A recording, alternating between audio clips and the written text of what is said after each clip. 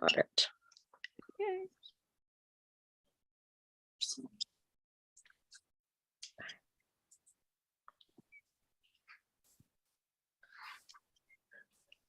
Got it.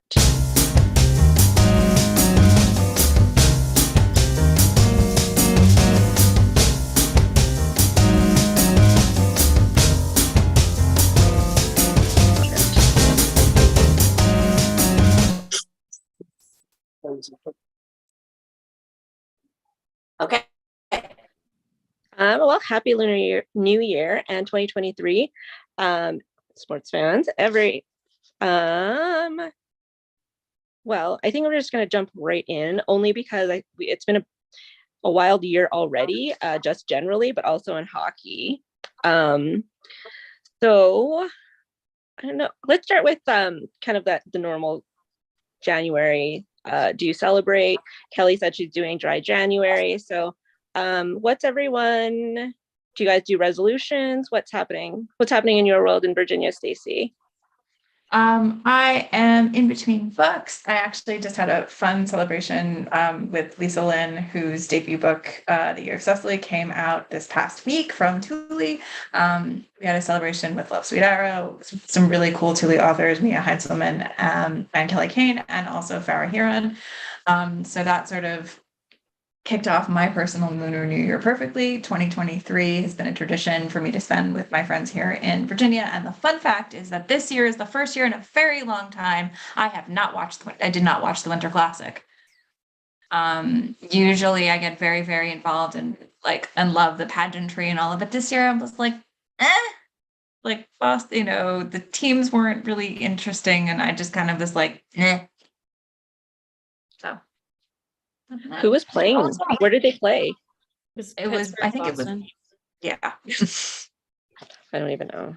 I didn't watch it either this year. Yeah. It was weird. They didn't do it. They usually do it on New Year's Day, and they did it on the 2nd. Yeah.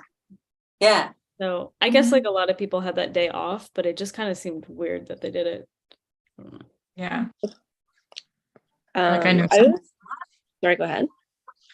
I know someone who was there and they had a grand old time, but I just couldn't bring myself to watch. I kind of felt that way about the whole holiday season. I didn't care. I don't know if it's been I'm never usually like this. I usually love Christmas. As soon as I can, lights go up, tree goes up, everything. And I couldn't even bring myself to do it. Even when Christmas was over, I couldn't. I looked at the Christmas tree and I'm like, I guess it's just going to stay up because I don't care. I don't know what happened. So I felt like the whole holiday season was like that. Aw. Yeah, I don't know. So that being said, I don't have any resolutions. I do have some horrible habits. Mel, do you have bad writing habits? Oh, yeah, I was kind of stalled, and then a writer I follow on Twitter said, "Oh, I'm doing this free 5-day, workshop," and I thought, okay, I'll try it. So it actually worked out really well. I'm not into meditation, but it was like a meditation, and then she reads a poem, and then you just write. So what it is, it plays it's just an audio of her.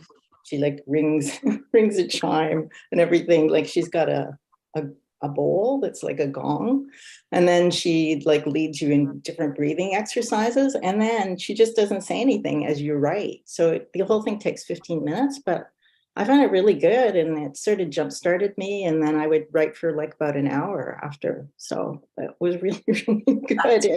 And I'm such a skeptic. I was like, oh my God, this is pretty woo-woo. I don't know. But it's working for me. So I've been doing that thing. So that's been good.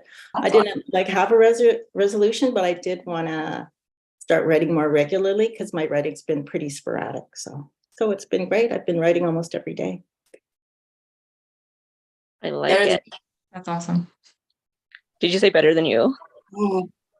I haven't really been writing in months. I'm just in a weird place. Do you want to have a rest, or do you want to write? I just want to quit. No. I don't know if I want to quit, but I keep waiting to be seized by the urge to write, and it's not happening. So we'll see. As a Kelly Jameson fan, I'm like,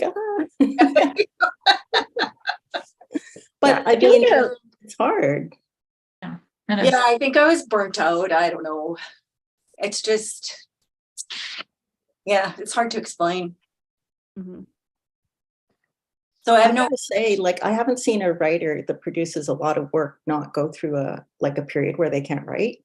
Like yeah, people that I've admired for a long time, and I think, how does she do it all the time? And then suddenly I realize, like, they say something like, oh, by the way, I haven't been able to write for like 6 months or 3 months or whatever.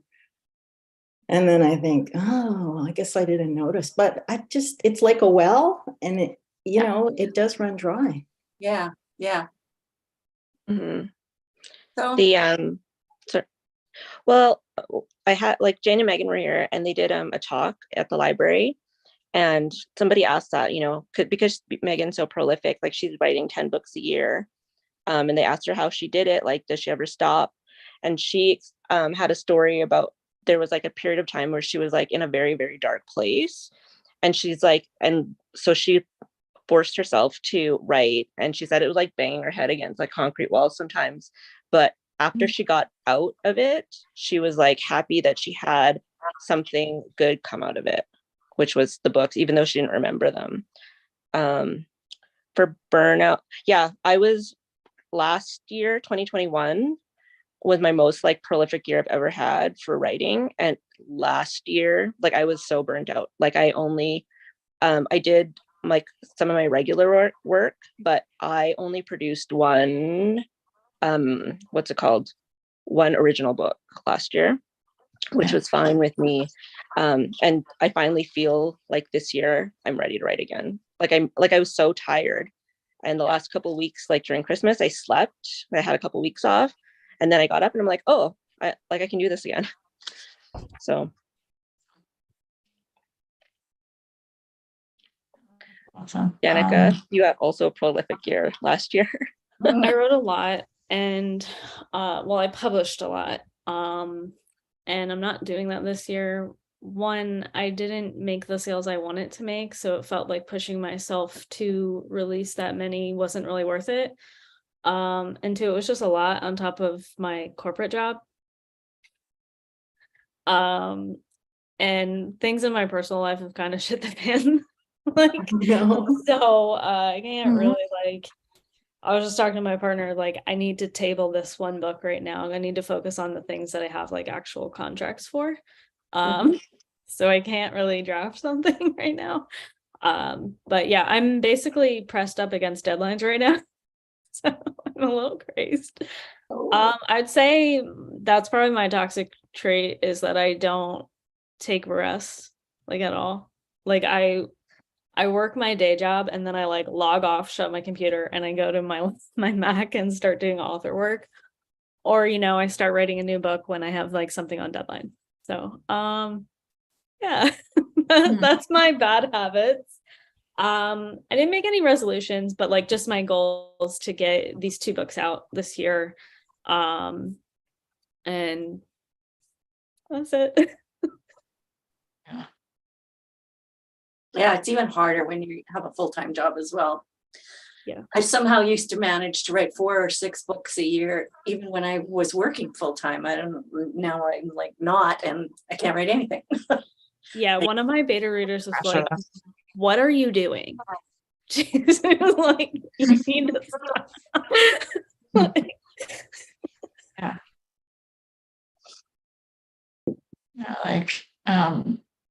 I have, let's see, what did I write last year? I wrote 1 book, and then I wrote another book, and I've written it. This will be the 3rd time as I start in the next like couple days or so. So I haven't had a release. My next release is going to be in June, but it's been this wild period where like I had 2 releases in 2021, and then nothing this past year. And like trying to like get this second book like ready to go in 2023 if not 2024, hopefully 2023. That's my goal, because I want the third book out in for Hanukkah. Anyway, bit of a long story. Trying to organize myself has been fun, and like dealing with like trying to be kind of more, what's the word am I looking for? More full of intention as I write and as I work, thinking about like what I'm doing, that I need to focus on various things. So yeah. So toxic traits, head against the wall, and the word that I'm trying to use for this year. All in one. What's that? Intention is your word? Yeah, intention. Do you guys do that word of the year? I was like, you just brought it up and I totally forgot mine already. I didn't do one this year because I'm just not here. I did one 2 years ago, and I did one last year because a friend of mine gave me a really amazing birthday / Hanukkah present last year, which was a mug that said storyteller. So like that was my word of 2022. So, but so good. Here's some good news for you guys. I beat the therapy boss, the level 1 therapy boss. I sent her an email and I was like, okay, so anxiety, depression is, we've been managing it. These are some new things I want to work on. And then she didn't email me back for like 3 days. And I was like, oh no, I think she's going to break up with me. And then, so she didn't break up with me. We had a talk, but she did recommend somebody else because she was like, I don't know, I think you need somebody a little bit more, in this realm. And I was like, so I was like, oh, I guess I beat the therapy boss of this level onto level 2. And then, so I emailed the lady that, the next person that she recommended, and I thought she might've been a great fit. And same thing, she's like, oh, I think we're going to need you. Like, this is the big boss. And I was like, oh, I guess I'm on the big boss level now. Yeah. And then, like I said, my husband was like, is there anything I can do? I'm like, well, these 2 people can't do anything. I'm like, don't worry, you keep doing you because you're doing fine. Everything is fine in our relationship. It's all in here. So anyway, there's probably going to be a story there somewhere. What's going on with this topic? Like, have any of you read like a nonfiction book, or do you have one that you read around this time of year, or something that really resonates with you that you could recommend people to read when they're like, it sounds like we're all kind of in a bit of a funk, except for Mel. Sorry. Sorry. Great. It's good that you're not. Yeah, then this whole thing would be a downer.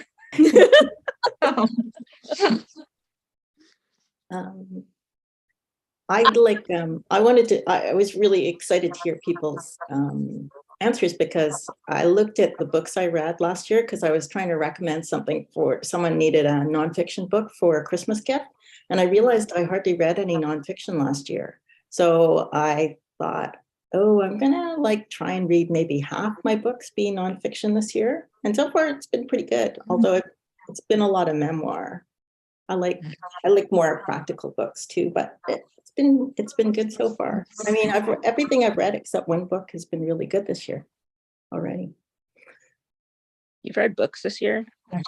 Yeah, I read a lot of books, but I do a lot of audiobooks too. So if I'm like commuting or whatever, I think we went through this once and it turned out that no one else was commuting. I think the more you have to drive around, the nicer it is with audiobooks. So yeah. So. I can't do that. Like, I can't do 2 things at once. Okay. Yeah. So if I'm listening, I'll like wherever I'm driving to, I won't get there.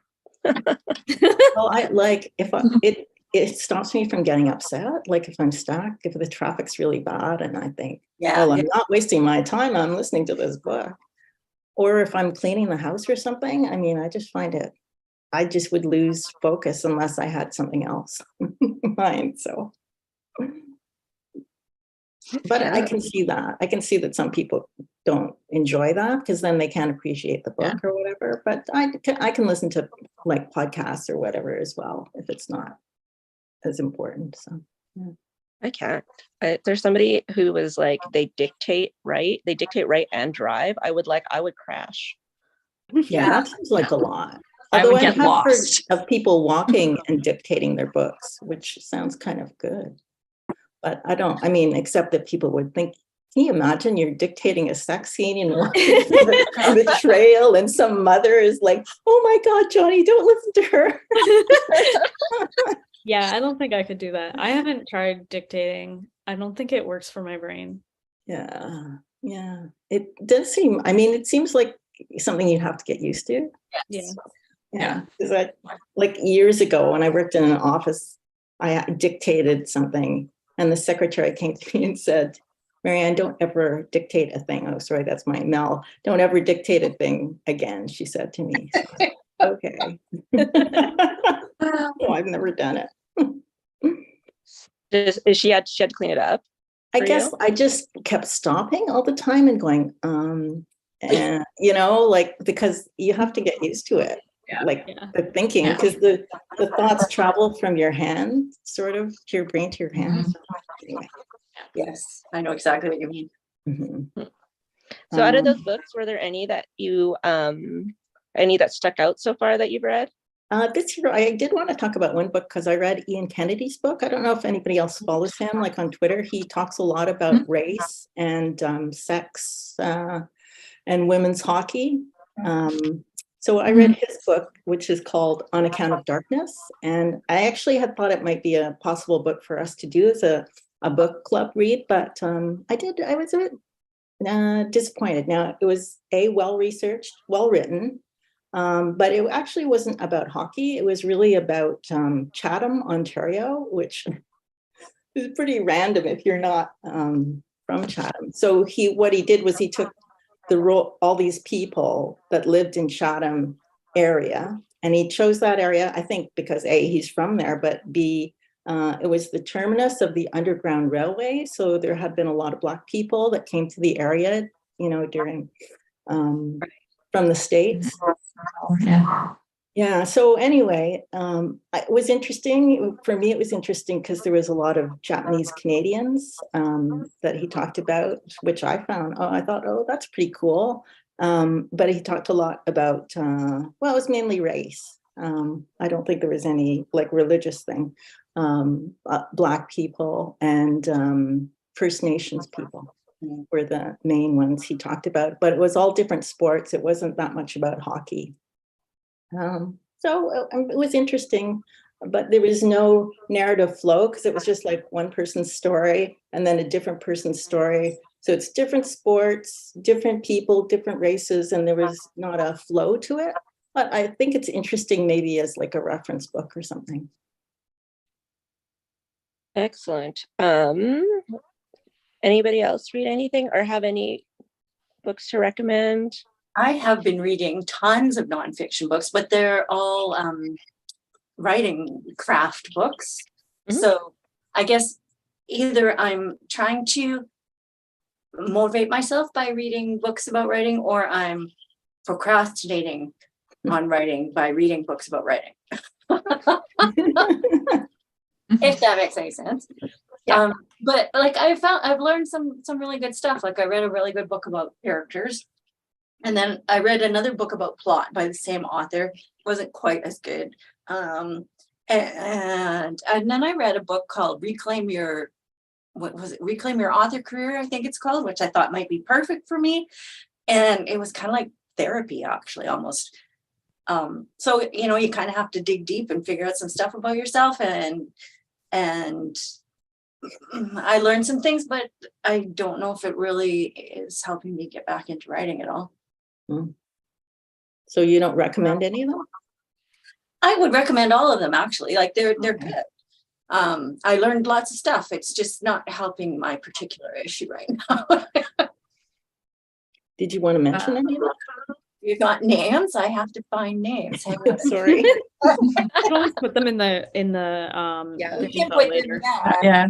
Okay, Yeah, I'll we'll put them in later. Yeah. Yeah. Yeah, just let me know. I was just I'll gonna put write them the names down. and the titles and the author names. Yeah, yeah. In the comments in the YouTube.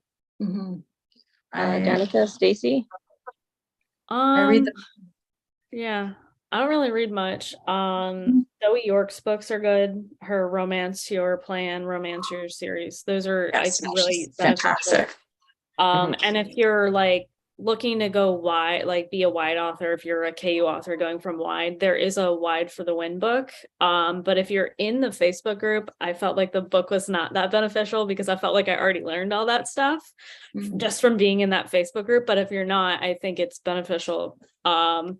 It was just funny. There was some things in there that he kept repeating. And I was like, why do you keep saying this? And then I kept seeing that question being asked in the group, like after I read the book. So I'm like, oh, this is why, because people don't listen. So I was like, yeah, I get it. I know. And then I kept seeing the question being asked and I'm like, oh, okay. Because it's not clicking for people. Are you wide or KU? No, I'm wide. Yeah. I've never been in KU. Yeah, it's one of those things where you have to make that decision as an author what you want to do. So yeah, I wanted to read it to see if there's a little bit more insight. I do think some of it was beneficial, but some of it I'm like, I think I already like know this. Like, I think I'm like doing what I need to do.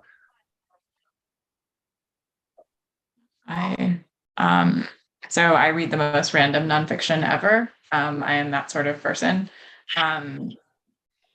I think that like there's this one author, Danya Ruttenberg, who always seems to have something out that relates to something that I'm writing, even when I don't mean for that to happen. It just does every single freaking time. I have meant to read her new book, which is On Repentance and Repair, because it ties into things that I wrote about in The Mitzvah Mistake, which comes out in June. It's the hero's retired hockey player who's dealing with trying to get forgiveness from the sister of the agent whose career got destroyed. So it's like all about sort of forgiveness and sort of the Jewish sort of idea of that. The other thing, I am a huge Michael Twitty fan. I love his food conversation. I love all of the sort of things that he likes to talk about in his books. The Cooking Gene was his first, and I am dying to read his new book, which is called Kosher Soul. It actually won the National Jewish Book Award that was announced this past week, like the big award. So, but again, like I think like the nonfiction that I read inspires me. It's not necessarily like, I do love Zoe York's books, and I definitely want some of the character books that you were talking about earlier, Kelly, because I'm really interested in sort of reading some of those. I'm really weird about it. But I will say that one of my favorite writing books ever is Write Naked by Jennifer Probst. I have obsessed about that. That book is just amazing. It's a Writer's Digest book. And I think she wrote the on writing for genre writers, if that makes sense. Like that is, it's part personal story, part writing story, and it's just really, really good because as I said, I'm particular about writing books, and she's just fantastic at it. So Awesome, thank you. I read a lot of nonfiction because I love tea. So I read Anon Please by Dumois, who's on Instagram. I don't know if you follow that. That one was, it could have been, it was good, but it could have been like a little bit better. Like I would have like maybe 3 more, like more of a dark moment, I liked it. I DNF'd Spare. I really tried to like get through it. I was like, there gotta be some good stuff in here. But 80 pages in, I was like, oh my God, like he had all of these things that are so relatable as like a younger brother, and like but he didn't use that through line, and instead was like, oh, my brother was mean to me. It's like, yes, everybody's brother's mean to them, not because they're the heir to the throne, because they're your older brother. And then what else did I read? I started also DNF Ralph Macchio's book. I thought that was going to be good, but also not good. Not that it wasn't good, it just wasn't. I hate pulled punches. Like, give it all to me. Don't just, Mhm. I think that's why we wrote romance, because it's like, give me everything, don't stop. But one that I did, I hosted a local author called Megan Ward, and she had a book that came out last September called Lights to Guide Me Home. And it was really, she came and did a talk about her journey to write this book, which ended up being like a 15-year journey for this one book, how it evolved. And it was excellent. And after she was done her talk, everybody in the room bought her book that hadn't bought it already. And I host these author talks every week, and I never buy books. No offense, but not from the talk, but I was like, oh no, I have to buy this one. This one is so good. So that's the one I do recommend. Yeah, so that's good. I'm like how we spoke so much about all this stuff. So anybody have anything going on for 2023 that they want to share besides beating therapy bosses? I have, like, for the first time in my writing career, I have no books planned to come out right now, which is super weird for me. But I am going to do some events. I'm going to Australia in April to do the Romance and Reader event there. And then I'm going to London in July to do that event there. So I have those to look forward to. It's amazing. Are you going to take a long trip and like have a holiday? Well, it's not going to be very long, but I think we'll be about 12 days in Australia, and then about 10 or 11 days London, and we're going to go to Paris for a few days afterwards. Ooh, Yeah. nice. Yeah, so that's exciting. That's great. Super exciting. Nobody else? I have a book on pre-order. Yeah. The next book in my hockey series, The Fake Out, is coming out in March. I have subtly put the book following on pre-order with a far out date and kind of just haven't told anyone. So the book 6 is up on pre-order too. I'm sure the readers that have seen it have already pre-ordered it because I see some pre-orders. But so I'll at least have 2 out this year. So That's good. Stacey, you got one planned in June. Yep. That gorgeous cover. Yes. Oh, I love it. It's fantastic. And because I was a pandemic debut, I hadn't done any like in-person events yet. But that's actually going to change. There's going to be, there are 2 work events in the works, one in Virginia and one in New York, and that who knows what else will happen. But in the next couple of days, hopefully we will be able to launch the pre-order campaign, which might involve knishes. So I'm excited about that. I love that for you. It's gonna be fun. It's gonna be fun. Yeah. Mel? No, I just working on my persuasion with hockey book. Oh, nice. I have one release in 2023. I have some news that is I just got some news about it last Friday. So that one is to come. I only have one release this year, but I've got 3 books due.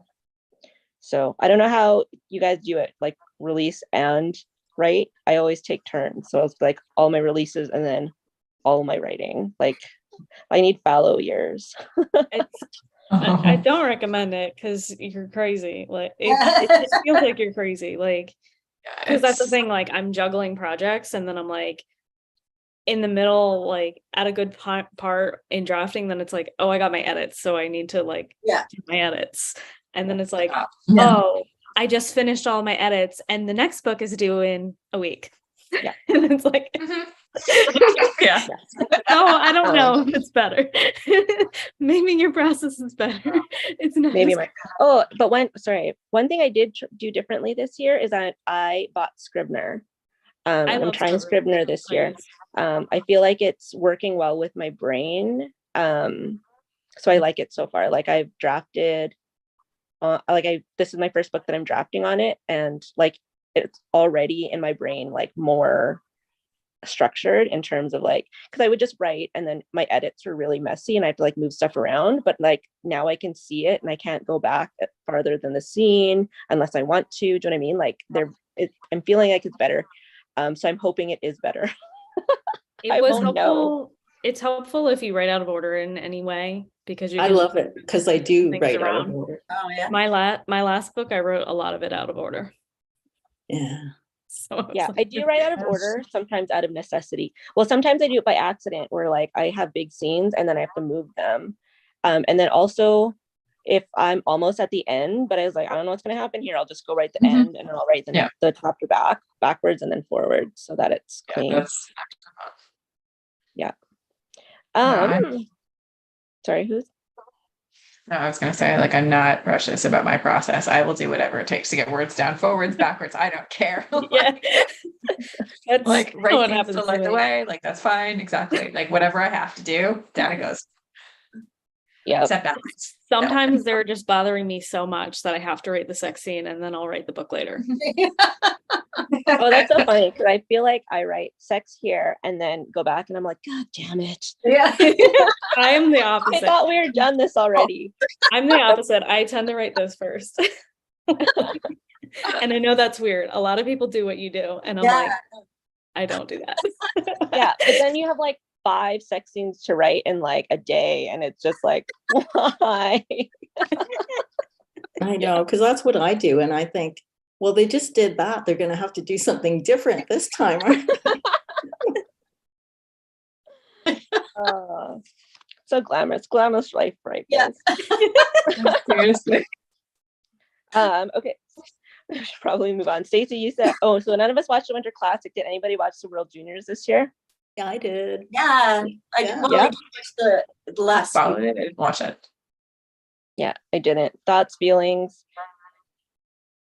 Well, I mean, as a Canucks fan, it's nice to watch a team that wins games, but I mean, obviously, when I went into it, I had some mixed feelings, right? Because you're thinking, World Juniors, we still haven't gotten to the bottom of the whole investigation yet.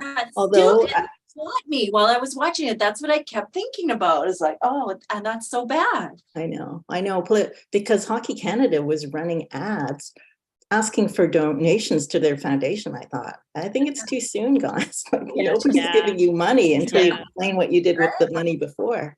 Yeah. And I remember thinking when they were celebrating, I thought, well, nobody's having sex tonight, I'm sure. They probably had a lecture, like no fooling around after the game. You can go out with your parents or whatever. Oh my God. I liked watching it because of the crowd at those games. And I mean, obviously it helped that they were cheering for the winning team, but they were so into it. They were so loud. They were all singing and it was just really fun to watch. Holy, and the singing was good too. Like those Maritimers can really carry a tune. Yeah, that was nice. The small ranks and the crowds and everything. It was just great. Yeah. I boycotted. But my husband's family is from Halifax, so it's nice because they don't have they have the Moose, right? No, not the Moose. They have somebody. Anyway, small market team, but it's just like the Manitoba Moose where they have a big following. So I love that for them. The Mooseheads. Yeah, the Mooseheads. Sorry. Yeah. See, I wasn't wrong. Well, somebody suggested that it should always be at places that don't have an NHL team because then you get a lot of more enthusiasm. Yeah, totally. Yeah, I like that. Kelly, how's your fantasy hockey? Oh my God, you guys! I'm in 4th place. Nice. How many? That's great. Good job. 4th out of 9. Well, I was right in the middle. Oh, that's awesome. Perfect. I'll never catch the guys at the top, but whatever. I still have no idea what I'm doing. Are you having fun? That's the whole thing. I'm kind of into it now. Yes, that's the best. That's the best part of it. We'll so I had what's the dude's name? Tage Thompson. I drafted him. I don't know. One night he got 17 fantasy points in one game, which apparently is like unheard of. So that's crazy. I'm trying to remember, was that the night after the DeMar Hamlin game, that DeMar Hamlin got injured in Buffalo, and then like the next day I think it was Tage Thompson who got like a hat trick and a whole bunch of stuff like at the Sabres game, and like it was tied, it was like number threes all over the place because Yeah, crazy. I was laughing. Then immediately somebody wants to trade for him. And I was like, no. No, they're like, she doesn't know what she's doing. Let me trade for you. No, good job. That's great. Oh, Kelly, while you're there, wildest things. So you want to talk about Johnny Toews? Oh, okay. So Jets are making a playoff run, and everybody's talking about, because everybody seems to think we need a little more depth. I don't know. I think the team's pretty good as it is, but they're talking about what are possibilities of who we could add for this playoff run. And so people are talking about Jonathan Toews, because he's about to become unrestricted free agent. I think there's been lots of talk that he's probably not going to get signed by the Blackhawks again. So they are apparently open to a trade and not even looking for that much, like a second or third round draft pick. And it's like, like he just meets all the criteria that we would want if we were going to pick up somebody. Like he's a center. He's really good on faceoffs. I think he's top in the league at faceoffs right now. And our centers are not doing so great on their faceoff percentages. So he's got that. Plus he's got a playoff pedigree. Plus he is special teams, good at special teams. He's been the captain of the team. So he's a good leader. He's got like everything. He's got everything. And he's from Winnipeg. And would he want to come home? He's apparently got a full no trade clause, but maybe he would come back to Winnipeg for the last, because I mean, he's getting on. He's probably not going to play that many more years. And maybe he wants to do that. I don't know. So it's very interesting, but I'm afraid it's going to end up being like that Barry Trotz thing where everybody gets all excited and hopeful and then Nothing happens. I think he gave an interview this week, and he said that he understood that although he wanted to stay with the Blackhawks, that they were going in a different direction. So it sounds like he's like ready to go for he's accepted that he's gonna probably yeah. But I think he and Kane both have no trades, so I think they get to choose a bit. Yeah. Yeah, But they had signed like God. monster crazy deals, right? Like they had 10-year deals with the Hawks. Yeah. Like, Yeah, they have identical deals, I guess. That's why they're both expiring now. And the Jets can afford him too, actually, because, and which a lot of teams can't say, because we have room in the salary cap for him, apparently. Well, it won't only be partial salary by now too, right? Depending on how Probably, it pays yeah, out. depending. Yeah. mhm. Good. Well, I hope you get him. That would be great. That would be so cool. Fingers crossed. Yes, I hope you get him, Kelly. But side note, very, very quickly, I do not want Patrick Kane. I do not want Patrick Kane. No. That's what they're saying, eh? To the Rangers. Yep. No. Uh-uh. No. What are the odds? What do you think? Like, besides, if you had to be objective, what do you think the odds are that he goes to the Rangers? I mean, it's one of those things, right? Like he wouldn't go to, I mean, home for him is Buffalo, and Buffalo, even though like they're doing slightly better, like there are still issues with Kane in Buffalo, and my suspicion is that he doesn't want doesn't want that at all. He's going from Chicago, probably wants to stay in the United States, probably wants to go to like either LA or the Rangers is my sneaking suspicion, because it's like not necessarily like sort of the big city kind of idea that he wants, and he wants a contending team. Not that I love my Rangers right now, but contending team, I'm not so much. I don't like, they're not as consistent as they should be. So probably I would say maybe 40% odds. I would like below 50%, but I do not that want might it. even be high. Like, how are you do guys not in want the him. playoffs right now? We are close, but no. Okay. As 'Cause, far they're as not I know gonna at the moment. spend if they're not there, right? No, but what makes it 40% is there are a lot of players who, and we've seen this all over the place, like, and we've seen it in other sports too, like certain places have an allure, whether or not the team is good or not. And like, the stories of like, he's probably hearing from his friends who are on the team. Like there were conversations about Panera and there are conversations about other, but like, so that's why it's 40. If it were like, Okay, but like, there's two questions, like, are you gonna get him now or are you gonna get him when he's a free agent? I think you might be right that you could get him as a free Same. agent, but why should they give anything up if they're not even in the playoffs? Yeah. Chris Drury is one of those, it's one of those things where like, you never know what he's going to do, whether he's actually thinking rationally and going, we don't need to do this now, or it's Patrick Kane. We don't know what's in this man's mind. Like, and I don't know, like the gossip the conversation has been very strong for a while. So like, maybe that thought might be if we get him, we could win enough to go into the playoffs. I mean, I don't know, but like, who knows? But no.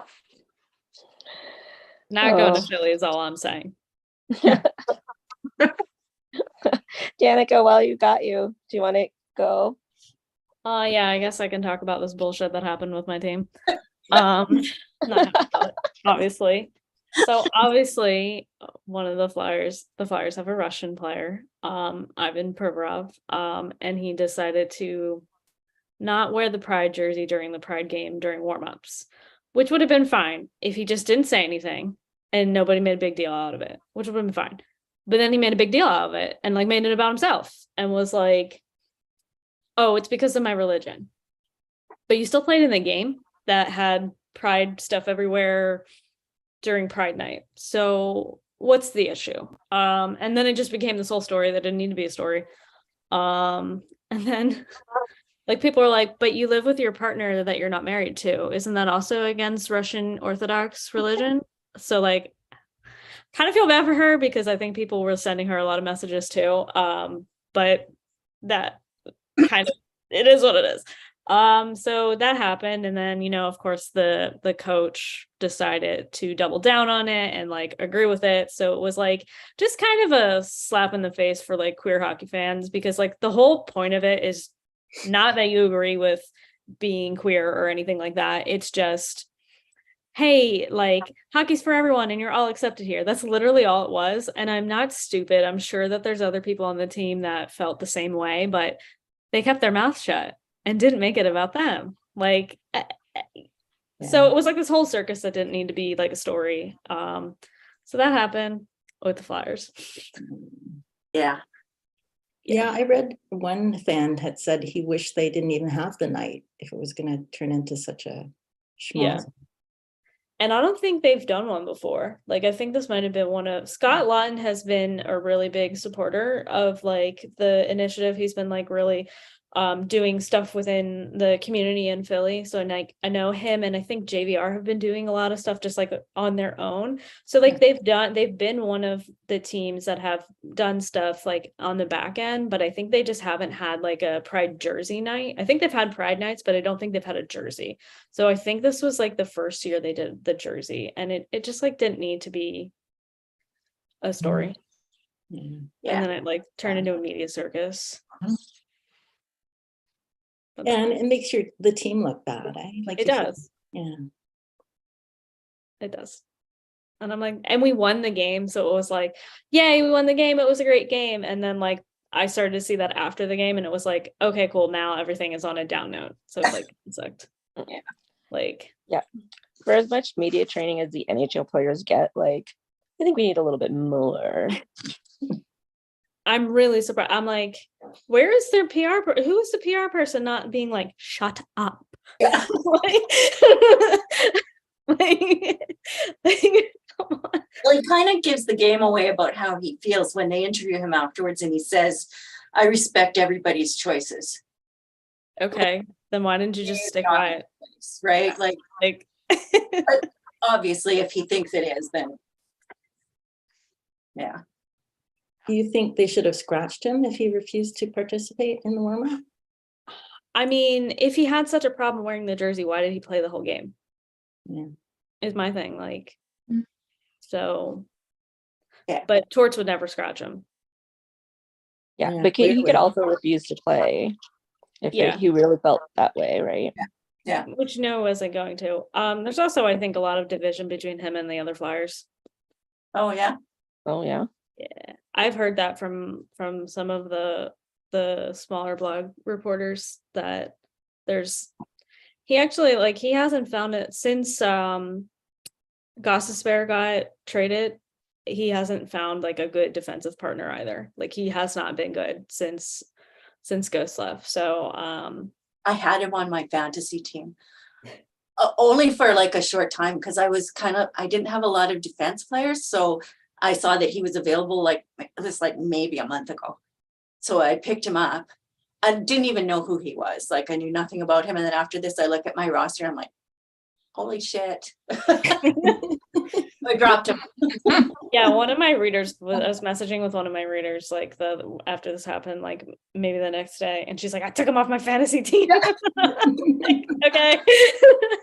I know it does nothing, but Yeah, well, that's a good GM decision. I'm behind it 100%. Yes. I would Yeah, it always just turned cut that into guy. like a circus that didn't need to like really happen. IR for the rest of the year for being a dick. Yeah. Well, let's hope some hockey players learned from that. yeah. Good lesson. I just In think it's kind 2023. of weird that my next book does feature a bisexual hockey player that like specifically came out because he wanted people to see that hockey is for everyone. And I was like, oh, good on me not really planning that, but that is what's happening. So Mel, you decided today you're going to talk about Bruce Boudreau. Yeah. Bruce is, and it's not like a Vancouver issue. It's all over the NHL. People are like, the Canucks are the worst team, and they've been so nice to Bruce. Now, I really like Bruce Boudreau. He's been straightforward and honest, and he's really positive. So it's been pretty brutal because it actually started in November, when well, even earlier than that, when Jim Rutherford has been saying, well, we didn't like training camp and we don't like the things he's doing. And so you're thinking, well, aren't you in charge? Like, why don't you fire him then? But instead, it's just been dragged out to the point where people are getting upset. Like somebody said to me, I had to turn off the game because I was crying when I looked at Bruce. So I'm like, oh.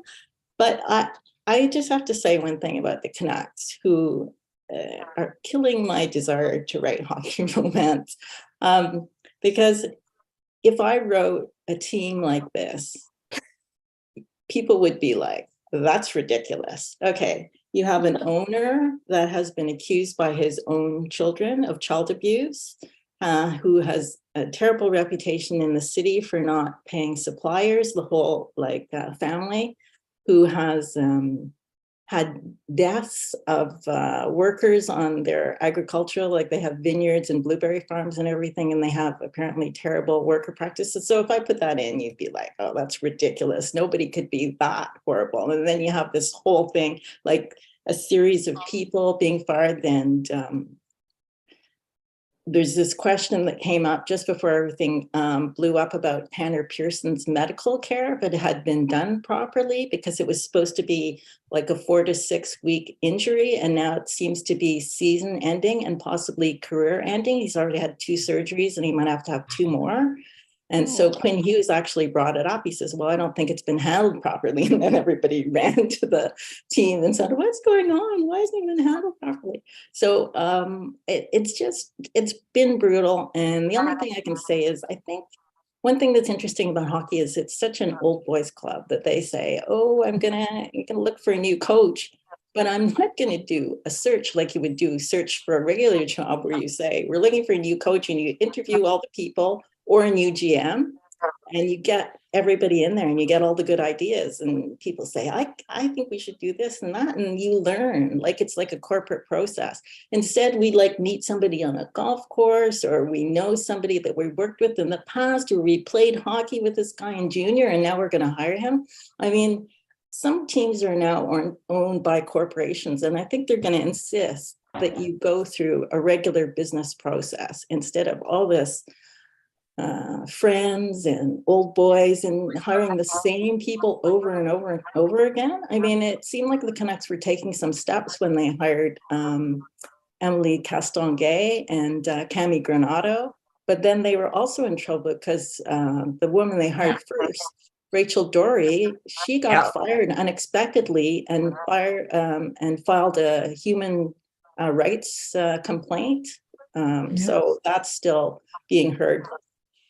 I mean, there's just so many little things around this team that make it kind of hard, really hard to cheer for them. Bo Horvat, who's been a really good captain, is going to be traded, and they signed JT Miller, he's a good player, but he's really kind of a jerk personality wise. I mean, you can see him acting, sulking on the bench and making faces, and refusing to back check if he's miffed about something or breaking a stick, or he was seen, like, I don't know if you saw, he was yelling at the goalie to get off the ice for the extra attacker and like hitting his stick on the back of the neck like a 3-year-old.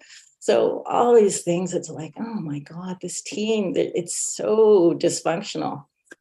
Like when I wrote my series about the Vancouver Vice, I wrote about a dysfunctional hockey team because I was so upset about the Canucks at the time. And so once we got a new GM, I was so happy, but it's been even worse. So it's just unbelievable to me. Who's talking about all this stuff to the media? Because it's been going for, I don't know how long the talk has been that Boudreau is going to get fired, but they just leak it out and talk about it and make the guy feel like an idiot in front of the whole hockey league. It just seems crazy. It's all been Jim Rutherford. He's very frank and open with the media, I guess. He said at the news conference today that he's not going to be talking as much, and he actually tried to blame the media for Boudreau getting fired. He said it's all the stuff that was generated. And I was thinking, yeah, but you're the one that generated it. Like, if you say, I don't have faith in my coach, are we just supposed to ignore that and say, oh, he doesn't have faith in the coach? I wonder what that means. But we're not going to report on that, or we're not going to ask questions. You're not supposed to say things like that, right? It just boggles my mind. There's always going to be rumors if a team's not doing well. There's always going to be rumors about the coach who might come, blah blah blah, and there's going to be like talk. But for him, these rumors, like, he's lost faith in his coach and the things that he's saying right out in public. And then poor Boudreau, how are you supposed to work under those kind of exactly? You can't undermine someone and expect them to do a good job. And as one of the morning radio guys said, he says, if you have a chef and you give him all these lousy ingredients, and then you say, well, how come you're not making me gourmet food? Well, yeah, like you gave me, like rotted turnips and like, So like there's lots of problems structurally with the team, especially in the defense. And I mean, one of the things they've been saying, which is sort of funny, and Bruce Boudreau said it actually, is that the rest of our schedule is actually pretty good. Like, there's teams we haven't played yet that are really bad, like Chicago is our next opponent. So we could possibly get a bump and win a bunch of games for the rest of the year. And it could look like Rick Tocchet did that. But on the other hand, do we want to do that? I mean, at this point, we need so much. We want to be get a good position in the draft. Like, we don't want to do that well. We had a bit of a gift by our really good goaltender getting injured, and maybe just lean into that. Anyway, obviously I've thought a lot about this. Well, all right. Now I'm See, I like the tea, so now I'm going to do some research on this team. Stacey- Zoe York already tweeted that she was getting some villain ideas from Jim. Yeah. I love it. I love I it. saw that conversation. Stacey. I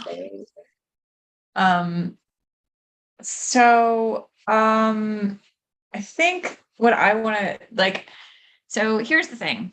The Rangers have a history. We are awful when they pull the goaltender, because 90% of the time it is the goaltender standing on his head that keeps us in the game.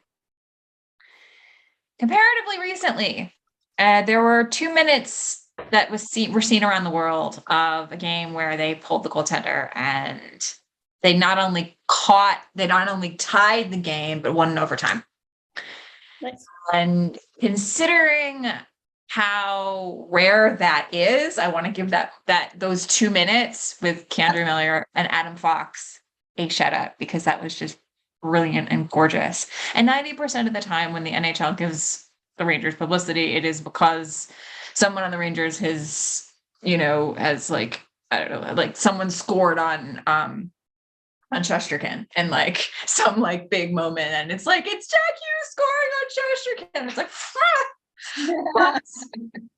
the Ranger clip from that night were those 2 minutes, and they are fantastic. And I urge you to find them.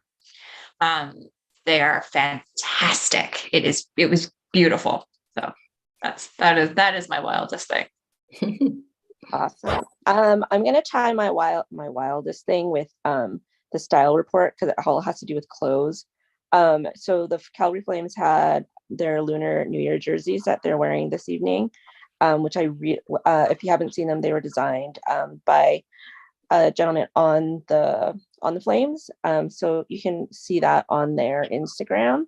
The other thing you can see on the Calgary Flames Instagram is Nikita Zadorov. I think last night he wore this like amazing scarf over his suit, and I couldn't even almost pick, and I feel like he's elevated his game, and now everybody else has. I saw some people in like boat shoes. So hopefully when Danica gets back, she can put up our little thingamadoohicker. But yeah, I was gonna do Michael Backlund, but I don't know if he hurt, his ears were burned. And he thought, he was like, oh, you're gonna do a whole thing on Michael Backlund, and I'm the real mid-season winner of fashion in Calgary. That's not true. He has no idea who I am.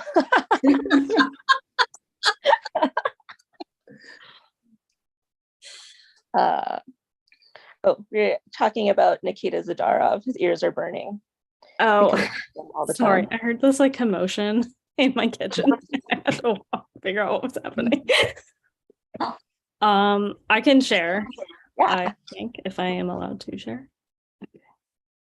Okay. Don't you see the Zoom? Where is he? Yeah, so there he is in the bottom left. Like, come on. Oh, Hello. yeah. That's a nice look. Yeah. So, but Danica is just saying how his look has elevated everybody else's look. So I'm very pleased about it. I like the scarf. Right? She looks so good. Mhm. Who wants to go Rangers in the middle? So K'Andre Miller has become the like vehicle by which Ranger Social talks about fashion, and it is kind of amazing. Jeff Staple, who is a somewhat famous designer, his motif is pigeon. So like you have random pigeon things that all of it. And you follow him on Instagram or TikTok, and you see his art. He did not only a first collection, but he just did a second collection with the Rangers. And K'Andre Miller is holding up one of the pieces in the collection, and it's kind of fun and amazing. And I love the fact that Ranger social media is highlighting all of these collaborations and is featuring K'Andre, because he is fantastic. Yes. So. Awesome. I see some Canucks colors down in the bottom right. Yeah, so there's our soon-to-be traded captain, Bo Horvath, and he's got a little check on. I've been complaining to Fortune that we don't have really cool dressers like she does on her team. And he's with Tyler Myers, who is always so tall that everybody looks tiny next to him. I mean, his head is like on the doorway. I know. So tall. I mean, I think if you're tall, clothes always look good on you too, although you must have to get them specially made if you're that tall. Okay, so my guy is the top right, and that is Axel Jonsson Fjallby. When he first started with the Jets, I didn't know how to pronounce his name. So, but I've got it now. Axel Fjallby. I like it. He is beautiful. He is just beautiful. But I'll show another picture after we do this. I think I tried to do it once before and I couldn't. But I picked this picture because finally we got a good one of him heading to the game with the beanie and the gorgeous jacket, I think. And he's just got the flow and the scruff and I like this one. It sounds like Kelly wants to write a book about him. He's Swedish.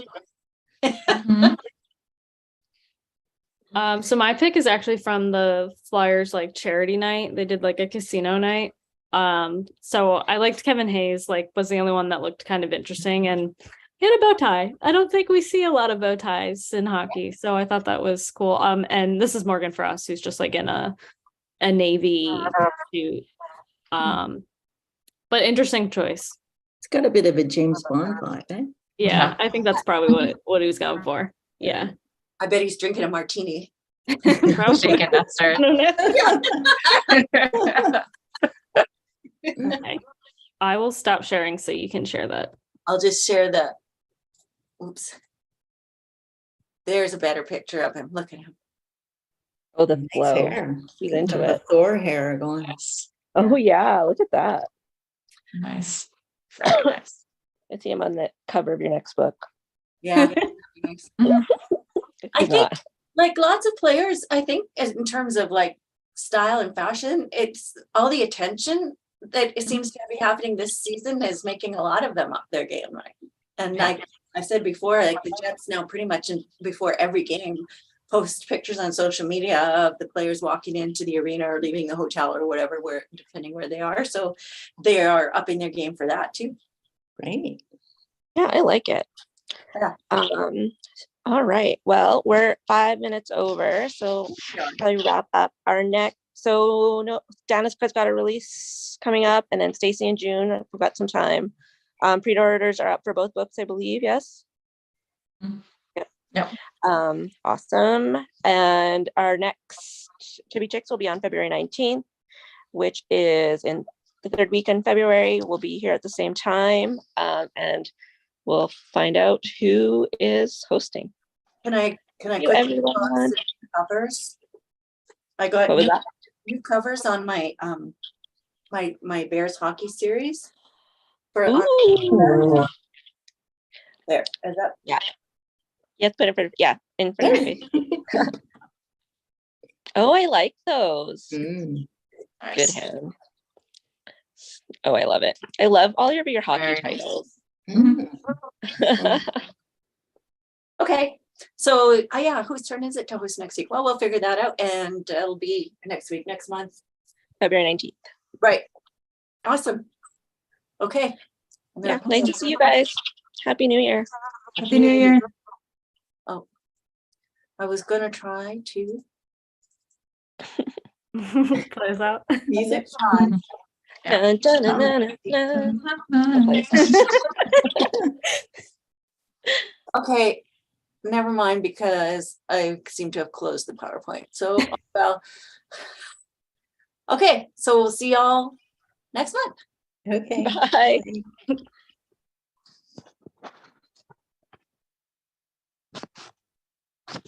Oh,